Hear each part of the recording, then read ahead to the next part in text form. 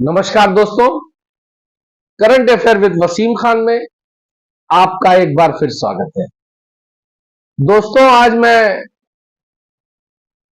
सहारा के पीड़ितों से बात करने आया हूं, सहारा कर्मियों से बात करने आया हूं। सहारा से के बंद होने से या सहारा के विवाद से जो लोग बेरोजगार हुए, ऐसे बेरोजगारों से मैं बात करने के लिए आपके बीच आया हूं। और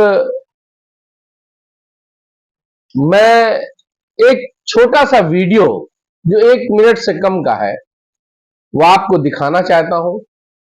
आपने इस वीडियो को पहले देखा होगा, पुराना वीडियो है, लेकिन इसको दिखाने का मकसद मेरा क्या है, ये बात मैं आप वीडियो देख ले पहले, उसके बाद मैं शुरू करूंगा।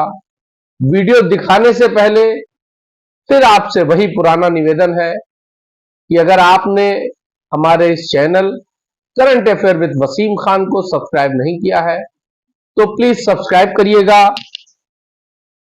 वीडियो पसंद आए, मेरी बात सही लगे,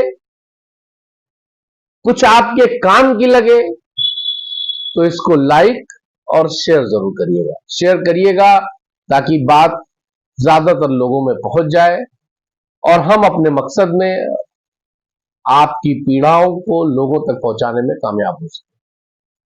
तो आइए दोस्तों, पहले आप ये वीडियो देखिए। सहारा के साथियों को सहारा के साथी लोग सुने। उन लोगों को लगता है कि देश के जो 13 करोड़ निवेशक हैं या जो एजेंट हैं, ये लोग बिखरे हुए हैं, ये मोदी सरकार से, सहारा परिवार से नहीं लड़ सकते हैं। लेकिन हम लोगों ने चैलेंज किया है और हमारे चैलेंज की मान रखनी है कि एक एक पैसा उनके मुंह में हाथ डाल करके हम लोग निकालेंगे। एक एक पैसा लिया जाएगा, उनको देना है, दूध सहित देना है।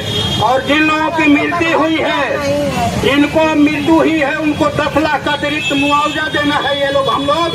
लेकिन बशर्ते कि सब लोग संगठित रहें। हम लोग हर राज्य में कार्यक्रम करेंगे, सहारा निवेशकों की रैली करेंगे और जोरदार ढंग से लोकसभा में शीतकालीन सत्र में ये आवाज उठेगी। पूरा इंडिया गठबंधन जो है इसको विषय बनाएगा अपना। हम लोग आप लोगों को भरोसा दिलाते हैं। देखा आपने कि सुदामा प्रसाद जी हैं, जो आरा से सांसद हैं। इन्होंने लोकसभा में भी सहारा पीड़ितों की आवाज को बुलंद किया था, सहारा प्रकरण को बहुत मजबूती से उठाया था, ये सभी लोग जानते हैं।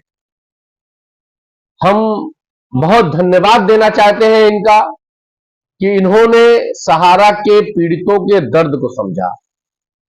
लेकिन दोस्तों, आज सहारा का जो आंदोलन है या जो लोग भी कोर्ट से लेकर के सड़क तक, संसद तक आवाज को उठा रहे हैं, वो टुकड़ों में बटे हुए हैं। कोई अपनी संस्था लेके चल रहा है, कोई अलग लेके चल रहा है, कोई पीआईएल में है और कुछ लोग न्यायालय में है, कुछ लोग सदन में है। सुदामा प्रसाद जैसे पूरे देश में सिर्फ 5 लोग खड़े हो जाएं लोकसभा में अपनी बात रखने के लिए, तो यह सरकार सहारा पीड़ितों की पाई पाई वापस करने के लिए मजबूर हो जाएगी। मुझको सुदामा प्रसाद जी बहुत सरल, जमीन से जुड़े हुए व्यक्ति लग रहे हैं। मेरी मुलाकात नहीं है, लेकिन इनके रहन सहन, इनकी बातचीत से जो मैंने महसूस किया, मुझको सुदामा प्रसाद जी में अन्ना की छवि दिख रही है। मुझे ये कहते हुए कहीं कोई अतिशयोक्ति नहीं हो रही है कि इस पूरे एपिसोड के लिए हमको एक अन्ना की जरूरत है, एक अन्ना आंदोलन की जरूरत है। और उस अन्ना का रूप मुझे सुदामा प्रसाद जी में दिख रहा है। मैं इस वीडियो के माध्यम से सुदामा प्रसाद जी से अपील करता हूं कि आप आइए और संसद में तो आप दहाड़ ही रहे हैं, सड़क को भी गर्म करिए, नेतृत्व करिए सहारा पीड़ितों का, नेतृत्व करिए इन आंदोलनकारियों में, टुकड़े हुए बटे हुए आंदोलनकारियों का। और मैं आपसे एक बात अपने अनुभव के आधार पर यह कहना चाहता हूं दोस्तों, कि जब तक राजनीतिक नेतृत्व नहीं होगा, जब तक कोई मजबूत नेतृत्व नहीं होगा, आंदोलन इसी तरह से टुकड़ों में बटा रहेगा और ये लोग फूट डालो राज करो की रणनीति अपनाते रहेंगे।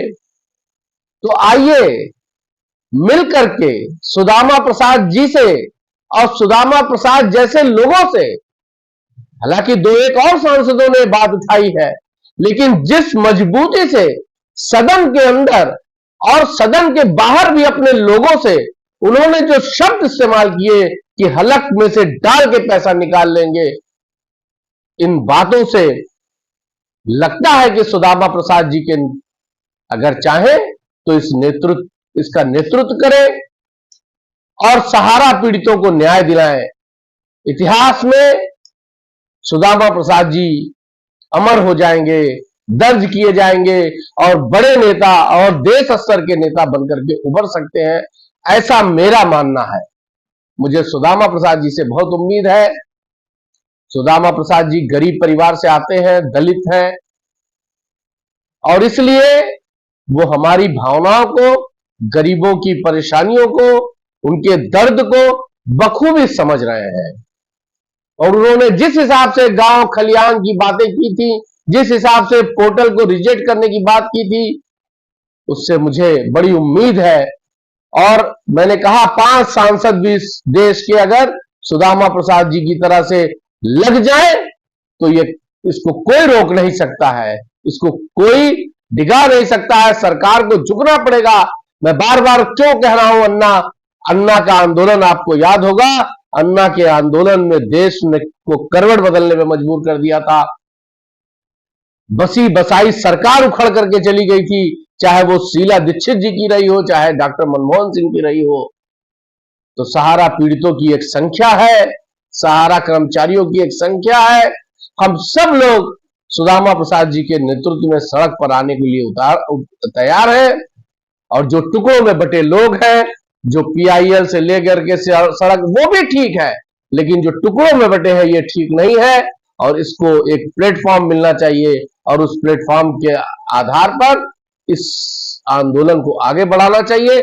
ऐसी मेरी राय है। आपकी राय क्या है? और आपसे निवेदन है कि इस वीडियो को इतना शेयर करिए कि सुदामा प्रसाद जी तक ये वीडियो मेरा पहुंचे और आप लोगों से राय मशवरा करें और कमेंट्स करके बताएं कि क्या मेरी बात सही है, क्या सुदामा प्रसाद जी में आपको भी अन्ना दिखते हैं। जय हिंद।